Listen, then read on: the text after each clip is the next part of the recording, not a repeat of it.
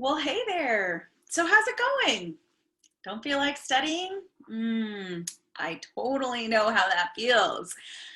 The excitement's worn off. It's not riveting, exciting information all the time. So I get it. It's not something that you're going to be like, oh, I get to study today. But I want you to remember these things. It's part of the process. It's a lot of work that you have to do. So you really need to schedule it and focus on the result. So yes, studying is not fun. Well, some people think it's fun.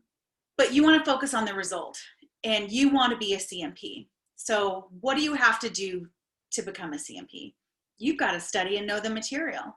So on those days that you don't feel like it, you have to do it anyway.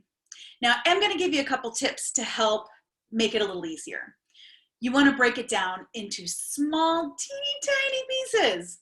So if you've been trying to do a domain at a time and it's too much, do a skill at a time, okay? So, and you have to schedule it on your calendar. So maybe schedule one skill on your calendar. And it's kind of like going to the gym and working out. You don't want to do it, but once you get to the gym, you're like, all right, I got this. This is good. I hope you set your minimum baseline. And that can also be applied to this. I used to do that with the gym. So I'd say, I only need to go to the gym Monday, Wednesday, Friday for 10 minutes. That's all I have to do.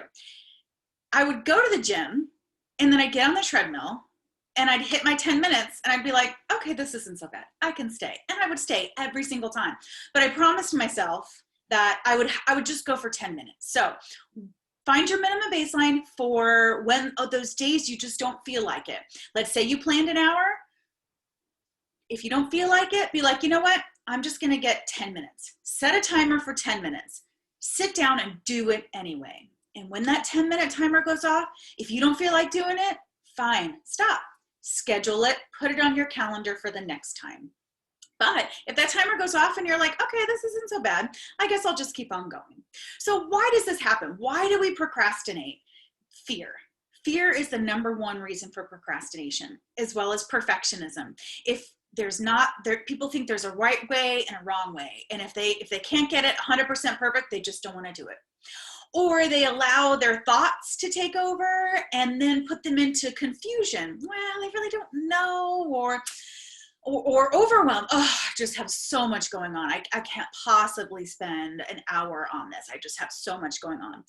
Just notice that those are your thoughts, okay? And our thoughts can be tricky, so don't let them trick you into saying no to your study times. Remember your why, remember your goals, and just do it anyway. All right, have a great week, and I'll see you next week. Bye.